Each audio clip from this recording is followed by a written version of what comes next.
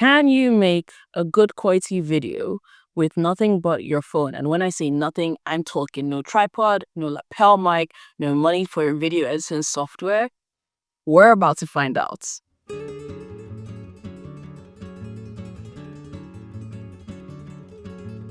Hi, I'm Yinka. Welcome back to my YouTube channel. And I'm also a filmmaker, by the way. But yes, welcome back to my YouTube channel. And I'm going to start off this video by talking about my mom.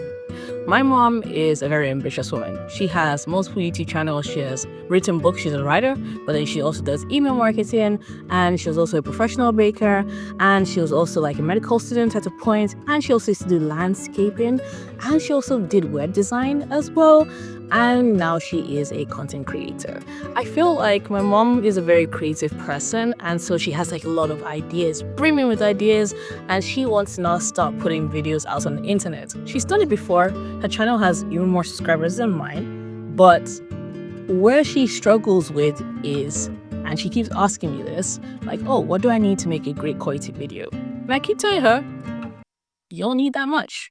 Because over the years, I've seen my mom buy a gimbal for her phone, lapel mics, ring lights, props for her background, and she's even like rented out like this space where she now will go to record and things like that. And I keep on saying, like, you don't need all of that to start, you don't need all of that to make a good video.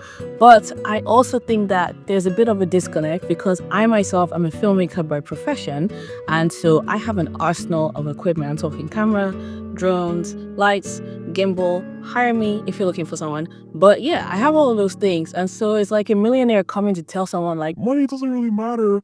You can just like $100. That's what you need to start your wealth. but my bank account is saying like I have millions. I can't tell my mom that all you need is your phone and to sit in front of a window if I'm not doing that. So right now I have an iPhone 11, so it's not even an expensive iPhone. I'm about to show you the setup. Like, it's on my phone is on a stack of books. This is the setup.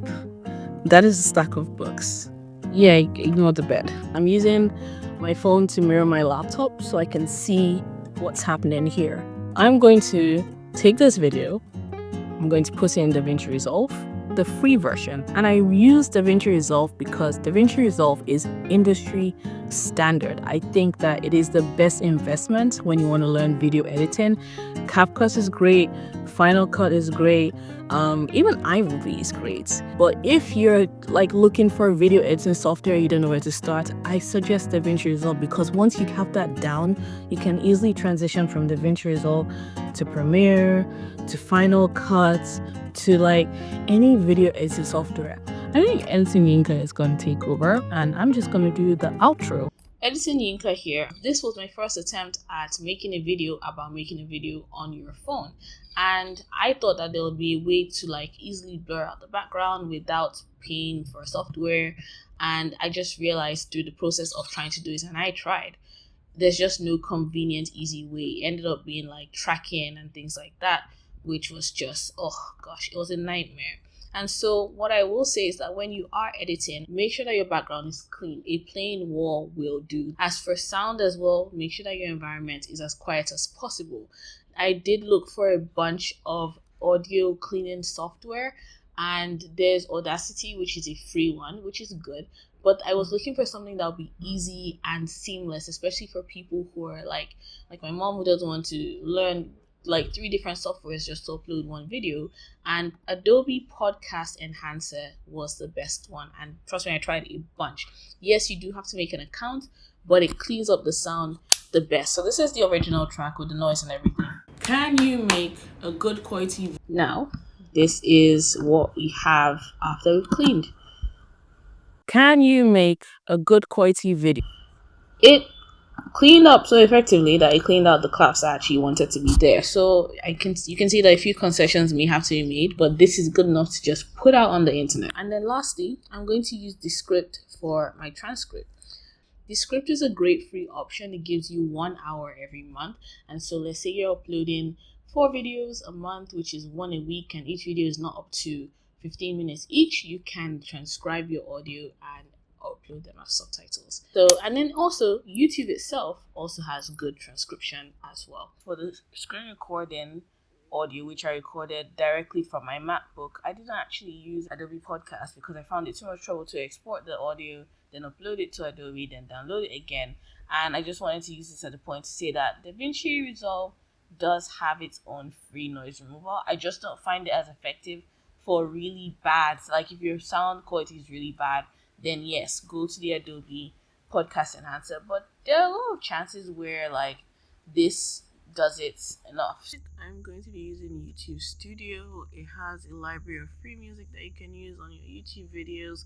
Obviously, it's not as robust as paid services like Artlist or Epidemic Sound, but this is a good starting point.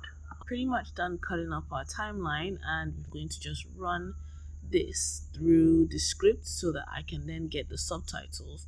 I'm also going to link tutorials for each software that should be easy to follow to learn how to use them: DaVinci Resolve, Descript, and Adobe Podcast as well.